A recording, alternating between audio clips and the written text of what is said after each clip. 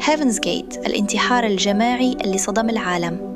قصة اليوم عن طائفة صدقت أنه الموت هو بداية لحياة جديدة بين النجوم. بسنة 1997 بأمريكا صارت حادثة صدمت العالم كله. زعيم طائفة غريبة اسمها هيفنز جيت كان يعلم أتباعه إنه الأرض مكان فاسد ولازم يتركوه، إنه مذنب هال بوب اللي ظهر بالسماء بهديك الفترة وراه سفينة فضائية ناطرتهم حتى ياخدوا أرواحهم. الطريقة الوحيدة اللي يلتحقوا فيها التخلي عن أجسادهم الأرضية.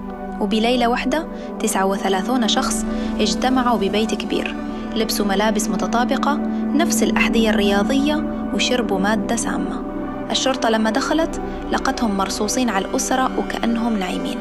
الغريب إنهم تركوا فيديوهات مسجلة يبتسموا فيها ويحكوا إنهم مبسوطين رايحين لمكان أفضل. الناس لليوم بتسأل كيف ممكن غسيل دماغ يوصل البشر لهاي المرحلة؟ وهل فعلاً كانوا ضحايا فكرة مجنونة أو في شيء خفي وراء هالقصة ما انكشف بعد؟ إذا حبيتوا القصة لا تنسوا تشتركوا بقناة قصص ميرو وتفعلوا الجرس، لأنه الجاي أخطر وأغرب.